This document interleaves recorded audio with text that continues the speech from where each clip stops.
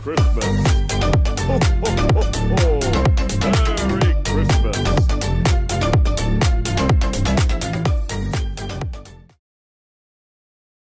Church Hall of St Crux. Just in front of St Crux on the right is York's shortest street with the longest name, Whitma Watma Gate. We think it gets its name from a corruption of an old Saxon saying Whitna Watna, meaning it's neither one thing nor the other. The street only has 3 properties, numbers 1, 1A and 1.5. It never gets to 2.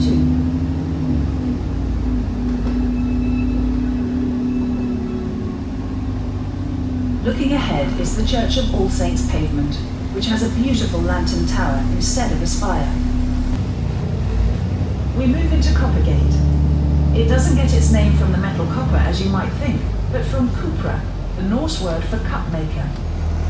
It was when the new Coppergate shopping precinct was being built in the late 1970s and early 1980s that over 40,000 finds from a Viking settlement were unearthed, beautifully preserved by the silt and mud around here. What was found here was so important that it even changed the way we teach about Vikings in the national school curriculum. Today you can see what was found in the Jorvik Viking Centre, where you can travel back in time over 1,000 years in York's history to experience the sights, the sounds and even the smells of Viking York. You can visit the Viking Centre from our next stop, but please remain seated until we arrive at the Clifford's Tower stop.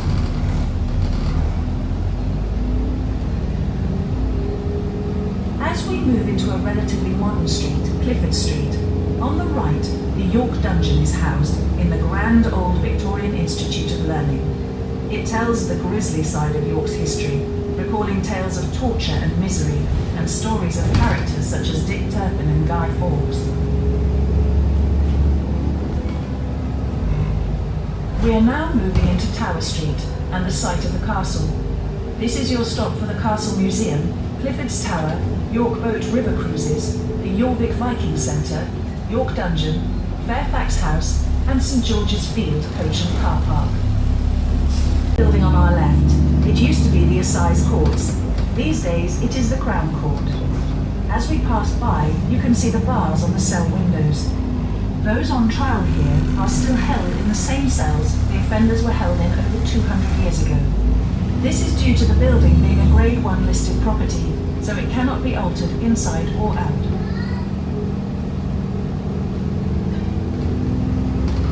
On the left you can see the last remaining section of the castle wall.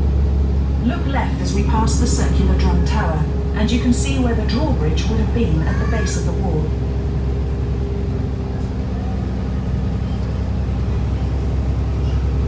Ahead we can see a square tower marking the end of this section of the city wall. This is Fishergate Postern Tower, which stands where the wall met the River Foss, which would have been much wider than it is today. There were 6 postern towers on the walls of York. Postern means rear entrance, and this is the only such tower still remaining. Almost 2,000 years ago, a Roman named Quintus Atilius Cerealis was sent here from Lincoln to set up a fortress. He led the 9th Legion Hispania, whose job was to control the local Brigantes tribes around this area. The Romans soon took control of the area and set up a camp on dry ground between the 2 rivers, making it easy to defend. The first Roman fortress was built in timber shortly after the Romans arrived. It was built on the site where the minster is today. This wooden fortress was rebuilt in stone in around 300 AD. The Roman fortress and camp quickly grew and York became an important city, becoming the capital of Lower Britain.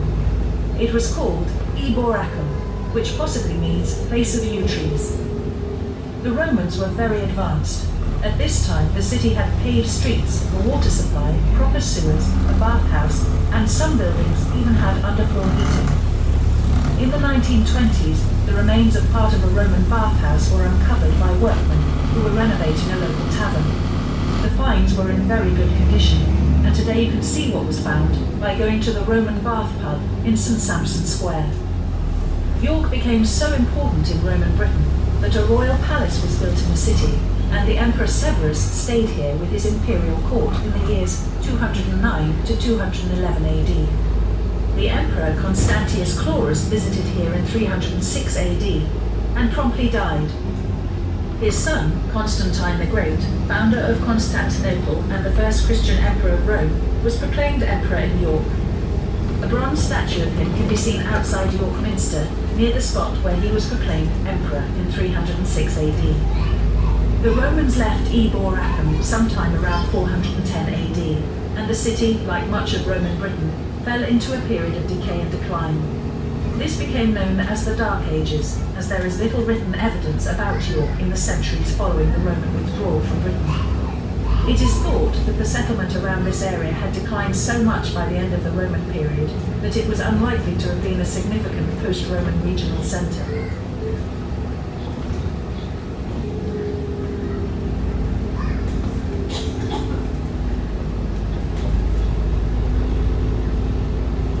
Looking to the right, you will see a lovely timber-framed building. This is called Balmoral House and dates back to about 1400. In the 1800s, it was known as Kilmartin's, a lodging house for the poor. It is said that if you couldn't get a bed for the night, they would stretch a length of rope out from one end of the room to the other, and you would sleep hanging over the rope. This was known as a penny lee, and is possibly where we get the saying, "He can sleep on a clothesline."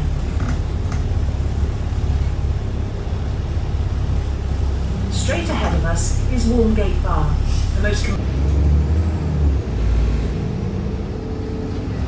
As we turn right, look to the right, and you will have a brief view inside the Barbican. Imagine being trapped in there, with the soldiers throwing all kinds of nasty things down from above.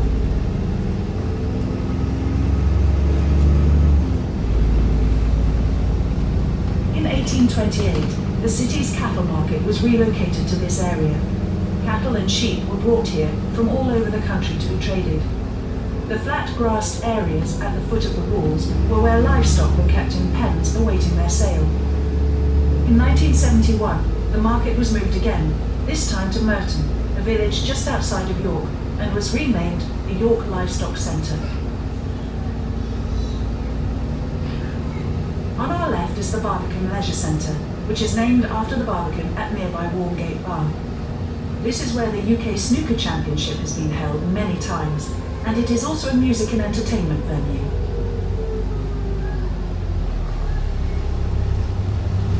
On our right is Fishergate Bar. This is the smallest of the 5 men damaged in the Yorkshire Peasants' Revolt against Henry VII. The rebels burned the gates of the bar after murdering the Earl of Northumberland. The gateway was bricked up soon after and wasn't reopened until 1834 to give better access to the cattle market. Fishergate is the road to Fulford, a village just south of York. This was the site of the Battle of Fulford on the 20th of September 1066, where the Vikings beat the Saxons. The Saxon army then returned the favour at the Battle of Stamford Bridge, just 5 days later. Just 3 weeks later, however, there was a third, more famous battle, the Battle of Hastings, where the Saxons, led by Harold Godwinson, were defeated by the Normans, led by William the Conqueror. Ahead we can see the Travel Lodge, which is a modern building, but you can see how the architect has tried to get the building to fit in with Old York. He's put a turret shape on it and covered the walls in magnesium limestone, the same stone the minster and the city walls are made of. The idea is that eventually it will blend in with its older surroundings.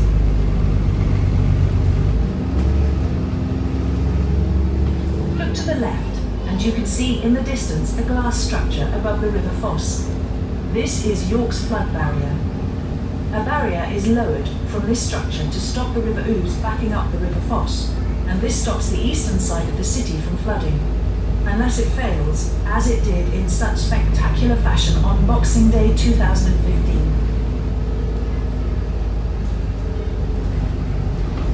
We move on to Skeldergate Bridge and cross the River Ouse, York's main river. Look to your right to see Ouse Bridge, the oldest of the bridges built in 1821, replacing various older bridges dating back to Viking times.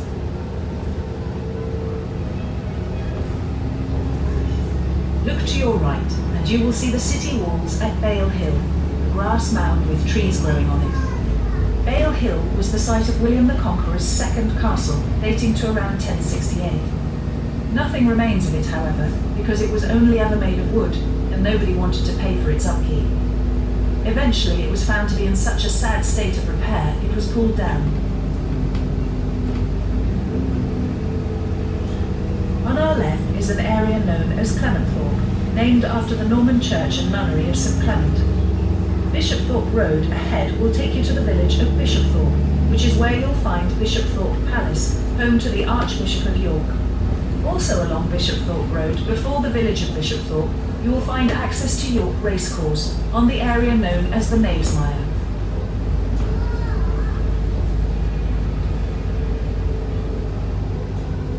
Bishopthorpe Road has been named in the Times as one of the top 30 of the coolest places to live in the country.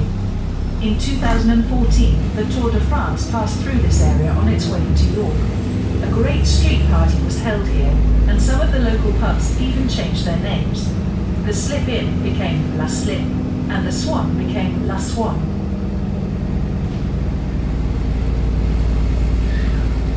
Notice the buildings around become much more modern outside the walls, but don't be fooled. There used to be older buildings outside the city walls, but in 1644, York was under siege for 3 months during the Civil War. Around 30,000 parliamentarian troops surrounded the city. However, it is said it was the Royalists defending the city who pulled down the buildings outside the walls to get a better view of those attacking them.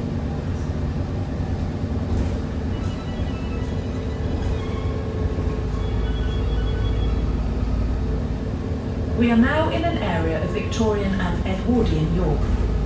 With the arrival of the railways to York in the 1800s, the city grew rapidly.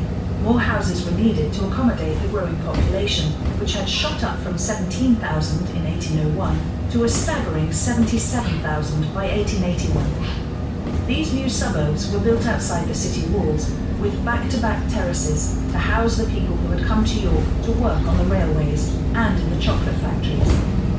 Once the railways had arrived, York became much easier to get to and quickly became quite a tourist destination for the middle classes. No longer did you have to make the long and dangerous journey down south for entertainment by horse-drawn carriage, and so York soon became the leisure and pleasure capital of the north. Chocolate making took off in York mainly with the coming of the railways, although chocolate has been made in York since 1700. The two main chocolate makers in York were Terry's, who started making chocolate in 1767, and later Rowntree's, who had opened a grocer's shop in the centre of York in 1822.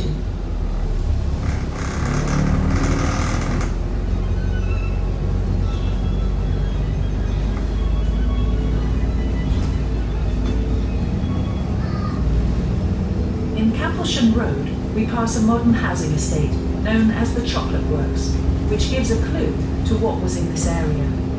Behind the buildings on the left, we can see a brief sight of what remains of the Terry's chocolate factory. Sadly, Terry's no longer makes chocolate here in York. The factory was closed down in 2005 and production was moved elsewhere. Its most famous product, the chocolate orange, is now made in Europe.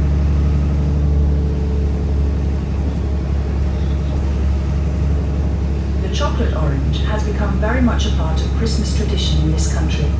A survey has revealed that a Terry's chocolate orange finds its way into 1 in 10 Christmas stockings. Terry's was thought to be the first chocolate manufacturer of an assorted box of chocolates, which of course became known as Terry's All Gold.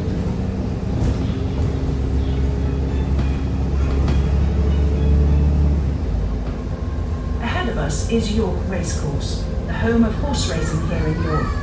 There has been horse racing in York since Roman times, and racing has taken place on this area of land, known as the Knavesmire, since 1730. The Knavesmire may get its name from a knave, a common servant allowed to use this area for leisure and for grazing animals, and mire, a boggy area of land, which it still is to this day. The Knavesmire wasn't just used for horse racing, but other entertainments also took place here. It was common to see bare-knuckle boxing, bear baiting and cockfights here. The most popular spectator sport, however, were the hangings, which took place here from 1379 right up until 1801. People would come from far and wide to see villains hang at the Tyburn.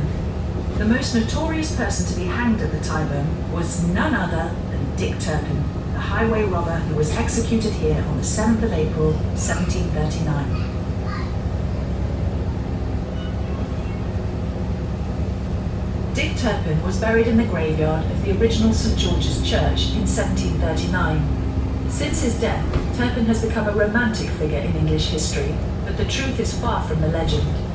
The legend tells of a man who rode a horse called Black Bess. He would jump out from behind trees in front of stagecoaches shouting, "Stand and deliver, your money or your life." It was at this point you would give him all your money, and everybody would go home happy. In truth, he was believed to be a thief, a poacher, a burglar, and a murderer, not a nice man. And he never had a horse called Black Bess. That was made up about 100 years after his death, in a novel called Rookwood, by the Victorian novelist Harrison Ainsworth.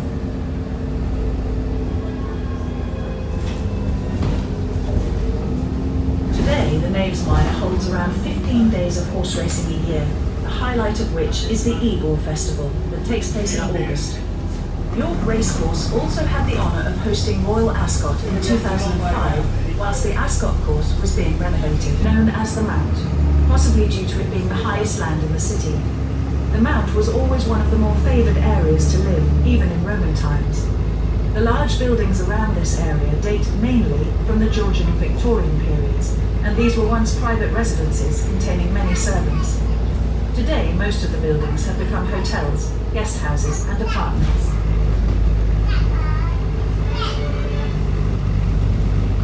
The Elmbank Hotel on the left was built in 1870. Behind it, but out of our view, are the buildings of the Mount, a private all-girl boarding school. It has had some well-known pupils, the most famous being the actor Dame Judi Dench, who played M in some of the James Bond movies. Dame Judi is actually a local York girl and is a popular and well-loved figure in the city.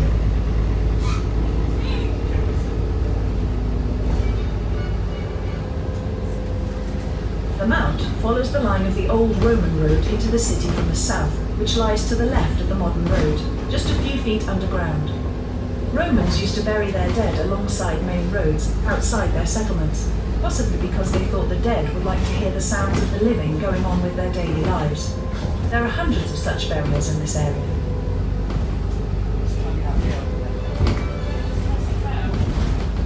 In 2004, the remains of around 80 people were discovered during building work in the Mount area, in the garden of a former 18th century mansion. The skeletons are probably those of professional fighters who fought and died for the entertainment of the ruling Romans. Almost all the corpses are of robust young males. Street, and it is said to be the front door to York. It is also known as the Royal Entrance, as it is the custom for every monarch who visits York to ask permission of the Lord Mayor to be allowed into the city through this gateway. Every monarch has done this except for two: Henry VIII, who on his second visit didn't go through the ceremony allowing him into the city, and Queen Victoria. Displayed on top of Micklegate Bar was that of Richard, Duke of York, on York gates, so York may overlook the town of York.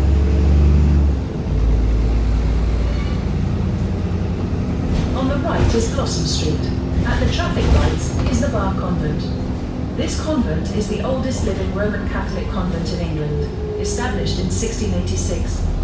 The laws of England at this time prohibited the foundation of Catholic convents, and as a result of this, the convent was both established and operated in secret. Today it is still a working convent, but it also has a museum telling the story of the Catholic faith, a coffee shop, and even has a guest house with rooms named after various saints. We are now moving into Queen Street. Ahead of us is York's modern railway station, opened in 1877, when it claimed to be the largest railway station in the world. It is no longer the largest, but is still an amazing piece of architecture, having been built on a long curve. The first permanent station was built down to our right inside the walls. The large arches were knocked through the walls to allow the trains into the station in 1841. The trains would go through the arches and then have to sweep left to the old station inside the walls. In 1947. This stop is for the railway station and the former Royal York Hotel. From here you can also